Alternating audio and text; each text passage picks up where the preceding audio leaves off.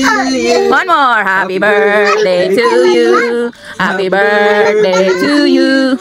Happy birthday, happy birthday, happy birthday to you. Yay! Happy birthday! Blow candle, oh. Blow. Tumalaw pa cake mo. Oh, blue candle. Magandang buhay, ladies and gentlemen! Today ay birthday ni Tadashi. Actually, nung May 2 pa to at napili namin pumunta sa Azure. At later on, isi-share ko sa inyo kung gaano ka-worst ang experience namin dito sa Azure. Thank you! Gusto kasi ni Tadashi mag-beach, kaya naman pinagbigyan namin siya sa budget na kaya lang namin, which is dito nga sa Azure.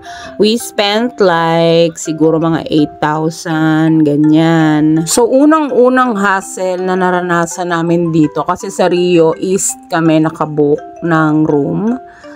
At very responsive naman ang may-ari ng room na kinuha namin. However, pagdating namin sa concierge, sa baba mismo ng Rio building, doon na kami nagkaroon ng super duper hassle. Supposedly, 2 p.m. ang check-in namin. So, dumating kami around 1:30. Imagine, 30 minutes kami nag-antay sa waiting area sa labas ng Rio East na sobrang init. At nung natapos na nga kami sa waiting area, pinapasok na kami sa reception ng Rio East, pero akala ko aakyat na kami diretso, pero meron pa pala kami pagdadaan ng concierge, and it took me an hour and 15 minutes bago pa kami nakaakyat. Imagine, isang oras ako nag-antay sa concierge. 2 p.m. ang dapat na check-in namin, pero sa dami ng proseso para makapag-check-in ka doon ay inabot na kami ng 3:15 or 3:20, I don't know, bago kami nakaakyat. Tinanong ako ng tao dun sa concierge kung anong oras daw ang check-in namin, at sinabi ko nga na dapat 2 p.m. na, pero 3 p.m. na nandito pa rin ako sa concierge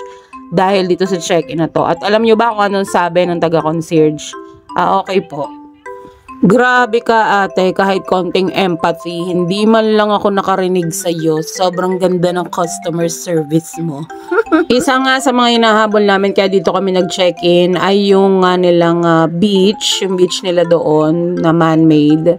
At ito ay 5 hours lang tatagal. Imagine, 2 to 7 p.m. lang siya, pero 3 p.m. na di pa kami nakaakyat. Of course, pag-akyat namin kakain pa kami, magbo-blow pa ng candle si Tadashi. So, hinabol na lang talaga namin yung oras. Kahit luging-lugi na kami kasi 250 pesos ang 5 hours ng swimming sa kanila. Alam ko naman na puro reklamo na itong mga sinasabi ko sa inyo at nakakarindi na talaga. Pero I just wanna share our experience, and definitely hindi na kami babalik sa lugar na to. Thank you pa din sa experience. Totoo talaga yung sinasabi ko sa inyo na balanse ang mundo. Minsan positibo, mas madalas negatibo, pero tignan pa rin natin ang positive side ng lahat ng nangyari, because despite all of this chaos na nangyari ay nakapag-celebrate pa rin kami ng birthday ni Tadashi.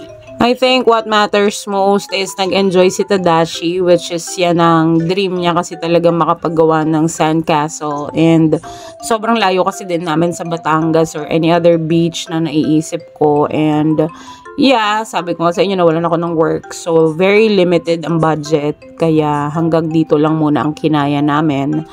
And yeah. At eto, paparinig ko sa inyo kung gaano na ako nagre-reklamo sa asawa ko dahil gustong-gusto ko na talagang umuwi that time. Hindi ko alam kung bakit. Parang lahat ng gagawin mo dito, daddy, may kilos mo, may presyo. Dito, huwag kayo masyadong nakapag dito, oh. Oo nga, nakita ko yan nakaangat. Saka to, oh. Patay tayo yan. Tapos pag nabasag yan sa atin, ano. Anyway, highway. Ito nga pala yung inalmusal namin kinabukasan. Nagluto ang asawa ko ng lahat ng yan at kami ay sabay-sabay ng kumain, and afterwards, umuwi na rin kami. Maraming salamat sa Mari at pare namin si Sheila at si Alvin sa pagsama sa amin. And thank you so much guys for watching. Piliin nyo palagi maging masaya at huwag kalimutang magdasal sa Panginoon. Bye!